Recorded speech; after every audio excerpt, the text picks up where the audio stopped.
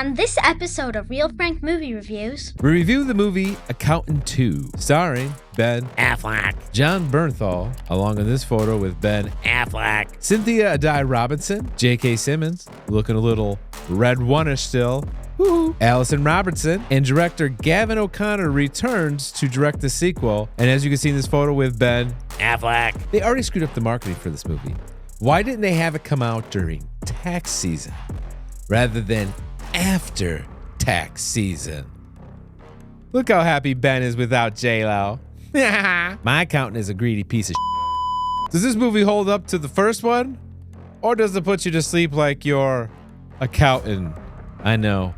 All the cheesy accountant jokes I can make up. Pathetic. Real Frank.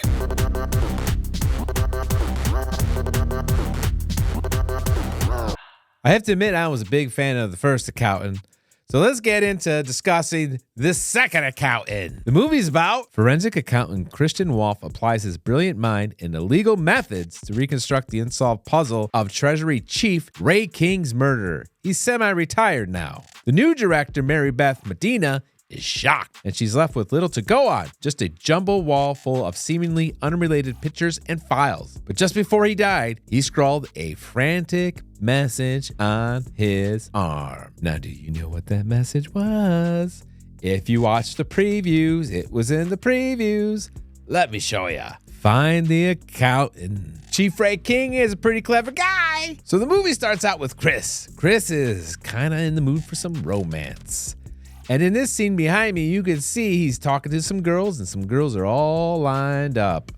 He had cracked an algorithm for a dating app and set it up so he would have the most visitors at his little dating thing they do, you know, when they go table to table to table. So that's kind of how the movie starts after the big reveal of, the murder of Chief Ray King. So that was given away in the trailer. We know that he gets killed because we've seen the tattoo, we've seen him dead. So J.K. Simmons' part in this movie is very limited to the very beginning.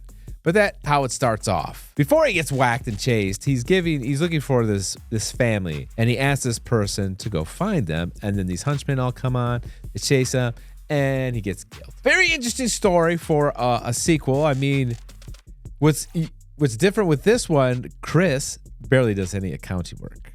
No accounting work, so obviously it's past tax season. He has no jobs, no corporate jobs or anything. Marybeth goes to visit the body and determines, the accountant, he's talking about Benny's character, Chris. So I got to go find him. So she puts in a call to the autism house. We'll just call it the autism house. I forget the name of it. It's got a special name. The autism house. And was talking to an operator, and the operator is like a regular operator and doesn't know really what Medina is talking about here. Marybeth Medina is really talking about here, because she knows that the Justine girl is over listening to the conversation because she's trying to find the account. She doesn't know where Chris is, and she knows she needs Chris's help. Now, Chief Ray King, he had rented out this house. He's semi-retired when he was taking on this case. He's only doing special cases. And the big wall, the big movie wall where they got all the little arrows connecting the pictures to who's the crime boss and all these little things, like these bodies and these fights and maps. Well, the people who own the house that he's renting from took down the entire board of pictures and put them in a box. Marybeth had no idea how these were plastered all over the wall. The wall just shows little pieces of corners of the pictures all torn out. She has no way of knowing how they were laid out on the wall. So basically the whole plot of this movie is they're looking for this family and this kid. The key is this kid.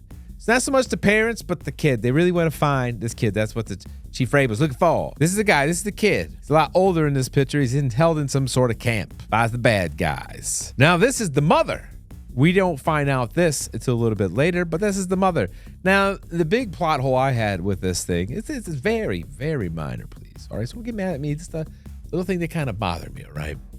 So this was the mother, but she doesn't remember anything. So at some point when they were in this movie, she got into a car accident and maintained this head injury. And because of this head injury, she has no memory, amnesia, doesn't recall who she is, remember her family, anything. But this head injury makes her into a killer. She knows how to kill people now and play chess really well. For real. I'm not joking. She knows how to play chess really well, and now she knows how to kill people. And all of a sudden, she's this assassin. I'm so happy without J-Lo. Look at that. Look at that face. So rested now. Now, what makes this movie so great is the chemistry between Ben Affleck and John Bernthal. Fantastic. It has a feel of a buddy cop movie, but really they're not cops. They're both kind of killers and weird guys. One's autistic and one's a killer, but they both know how to kill. But the chemistry between the two, fantastic. Fantastic. It made you feel like you were watching like a Lethal Weapon, Rush Hour, Beverly Hills Cop type of movie. It was great. It felt very organic and real. That was what made this movie very entertaining for me. And the acting was really good too. I found myself losing myself in a couple of the scenes. But again, I couldn't get past the mother who turns into a killer from a head injury. There's one scene that you may have seen in the trailer where they're going to a country bar and they're going to dance. And Ben Affleck says something to the regards like, my brother's going to be happy now because we're going to fight. The way they filmed that was kind of cool too, because they didn't really show you the fight. They showed you what they showed you in the trailer is where they throw him out the window. Whoosh. So let your imagination go. So that's kind of a unique way of filming that entire scene rather than typical, let's do a fight and smash bottles and go slide across the bar. Another interesting fact, according to this movie, autistic kids, specifically ones that attend that special living quarters, school living quarters they are, can hack into technology, cameras, people's computers and phones, and are really good at it. I don't know what shenanigans they're teaching at that school, but that's what's going on because Chris uses Justine, and then Justine uses these kids to help crack, go into some data and cameras and finds people. But again, I can't reiterate how well the chemistry between these two characters were. It was like a unique way of doing a buddy cop movie. You know, bad cop, good cop, you know, old, young, right? These two aren't cops, but they are brothers, but they're completely different. I mean, look at them. Look at all the happiness now without J-Lo.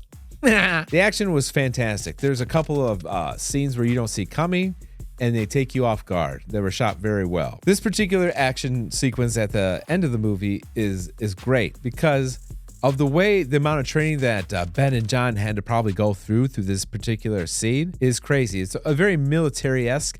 The way they're moving looked very natural. It did not look choreographed. It looked like they had been doing this for years, like they were maybe true professional military people.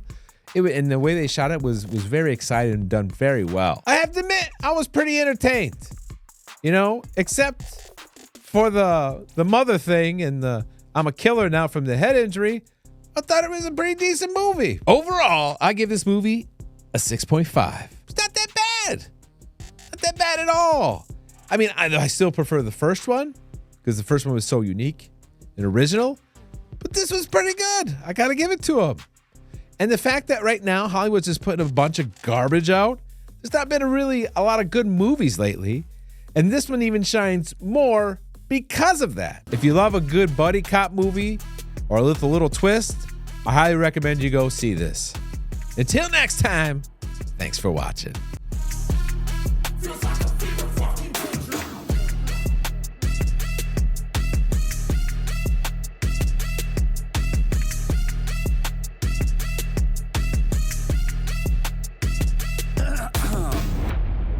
Taking shots of the heat. Now I can feel it in my teeth. I feel the lyrics start to seep.